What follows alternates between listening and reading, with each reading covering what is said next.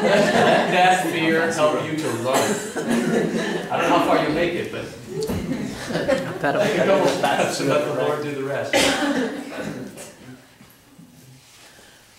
So this is defense, and then hope and despair become operative in the face of difficult situations. And we'll get more specific about like how possibly, like one question coming up right now, how possibly could despair be a good thing, the emotion of despair? We'll talk about that. There's a fifth utilitarian emotion. Now, one psychologist calls this the ultimate emotion, that serves the purpose of emotionally arousing us when an evil is certain to harm us or already has. And that is anger.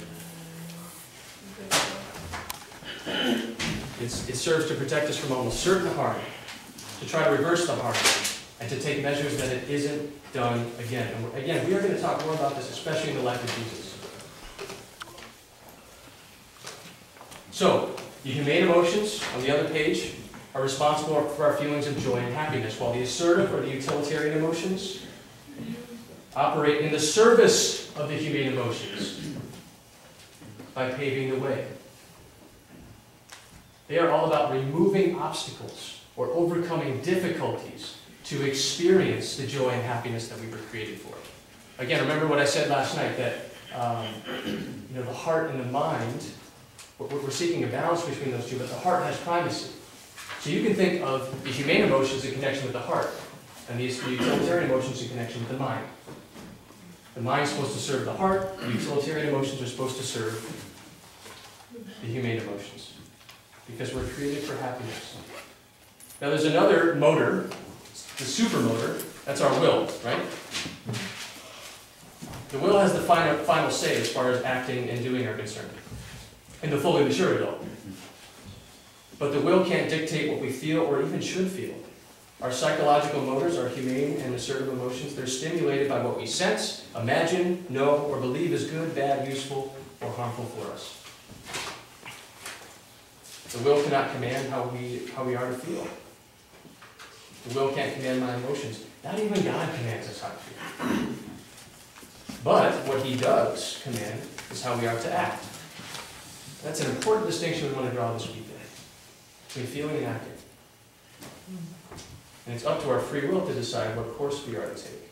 The divine law is concerned with action.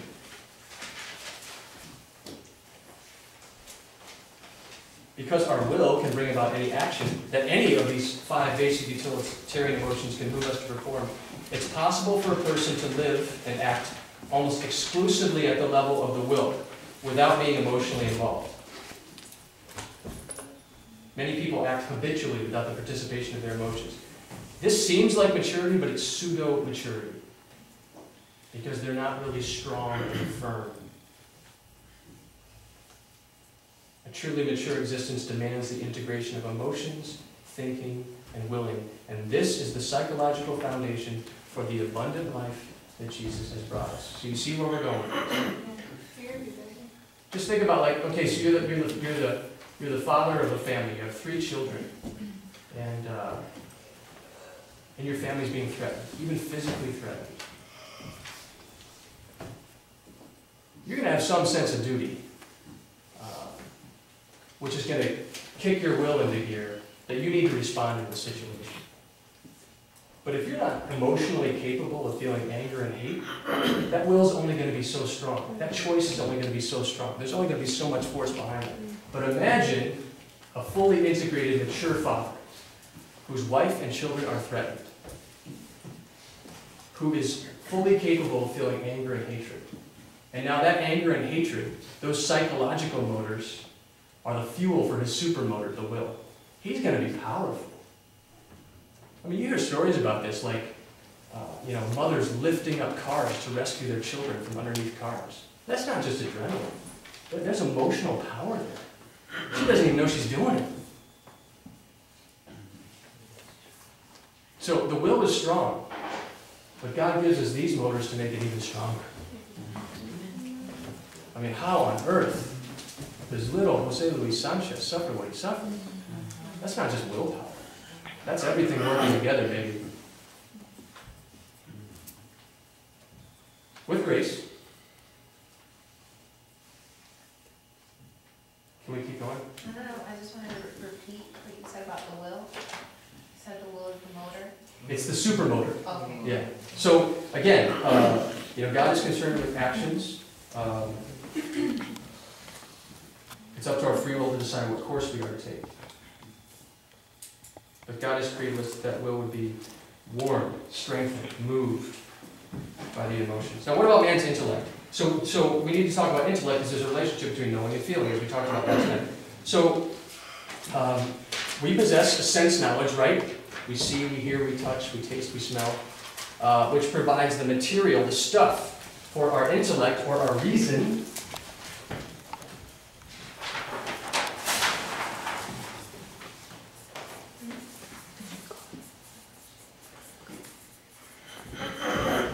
to what? Analyze, synthesize. So again, analyze is to break down information, synthesize is to bring information together. We judge, in a good sense of the term. We can abstract, that means to draw universal principles out of individual cases. So reason is the source of our higher knowledge. We can reason, we can argue, think, form ideas, compare, judge, solve problems. But we also possess a receiving type of knowledge. This is not all the knowledge there is in the human person. This is not the only knowing faculty. We have an intuitive mind, or an intuitive knowing faculty.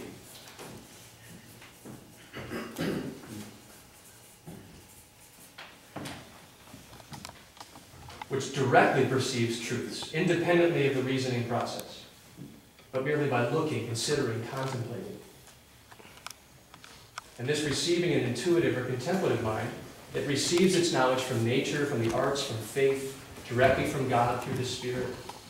I mean, have you ever been just like in prayer, maybe looking at a crucifix or the tabernacle, and God just breaks through? It wasn't like you were meditating on something. He gives you a new understanding of who He is, or some truth connected to His mystery.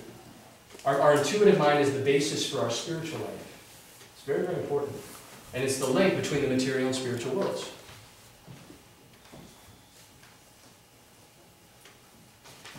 So, the intellect we call reason, ratio. The intuitive mind we call like intellectus. Inter means between, and lectus is from legeres, to read. Reading between the lines. That's what our intuitive mind does for us.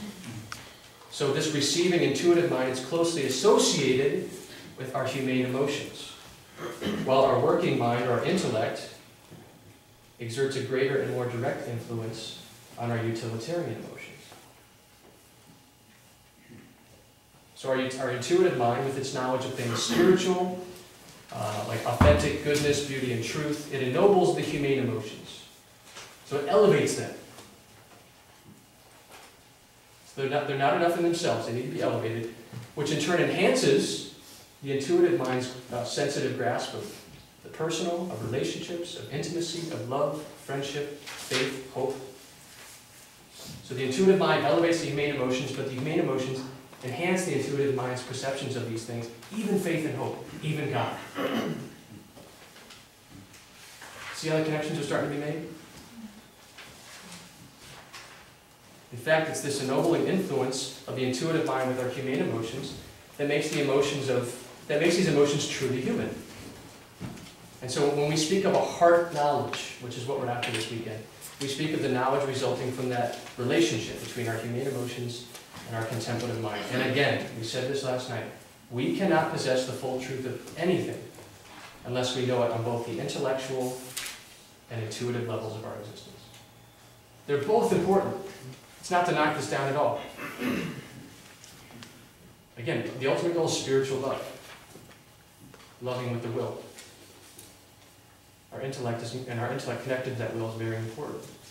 Now reason, the intellect, and the assertive emotions, they can contemplate divine truths as well, but also they're often concerning themselves with the things of this world. They compose and construct things. They achieve in business. They manufacture.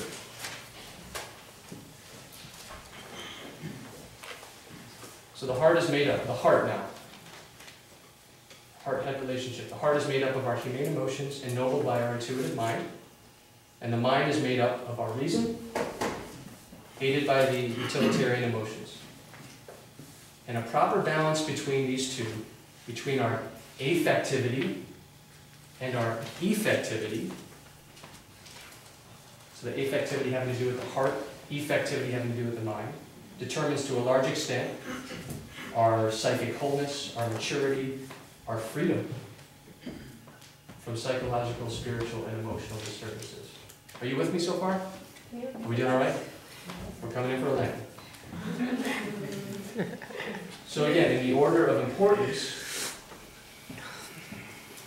our heart ranks first. And our mind comes second. It's meant to serve the heart. Because the heart is our primary faculty for that loving encounter with God and others. It's the primary faculty where we experience joy and happiness. We're created for happiness, again, to share the infinite happiness of our Creator. And the greater our knowledge of what is good for our human nature, the greater our knowledge of this proper relationship between the two sets of emotions, between heart and mind, the stronger and more successful our will be in striving for it, and seeking that happiness. This happiness is not experienced fully without the emotions of love and joy, and the other humane emotions. So, a person may be said to be whole when he possesses a fully developed and harmoniously balanced heart and mind, while the will is free to choose the good, insofar as its own. So it's all working together. Heart, mind, will. Heart has primacy over the mind. Both of them are subject to the will.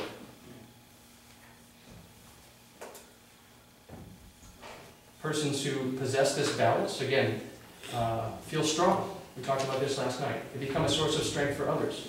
And persons who don't feel unloved, insignificant, worthless, inferior, inadequate, insecure. And they're incapable of being authentically present, authentically gifted to other people. The final thing I would like to say about the emotions is that, I forgot to mention this earlier, they're accompanied, I began to mention this last night, but they're accompanied by physiological changes, which also must be recognized and allowed to be. So it's okay to feel any emotion. We're going to talk more about how these supposedly negative emotions like hate, anger, despair can be useful for us. It's okay to feel these things, and it's also okay to feel the accompanying physical changes. It's actually through our emotions that our psyche, our spirit, and our soma, our body, become one. That's interesting, right? They actually unite the two parts of us. Remember last night we talked about we're a body-soul composite. We're spirit and matter. And our emotions help to unite that. We're psychosomatic units. And if that's the case, then the bodily reactions in and of themselves can't be wrong. Again, on a natural, they're naturally good. Morally neutral. Depends on what we do with them and when we do what we do with them, right? Right. So much of Christian morality is time and place. Right? That's chastity, right? It's time and place. Right? I mean, everyone's called to be chaste, even sexually active people. People who are sexually active, they're called to be chaste. Chastity means something different for me than it does for a married couple. Time and place. It's good stuff, right? Amen. So that was the picture, as I mentioned last night.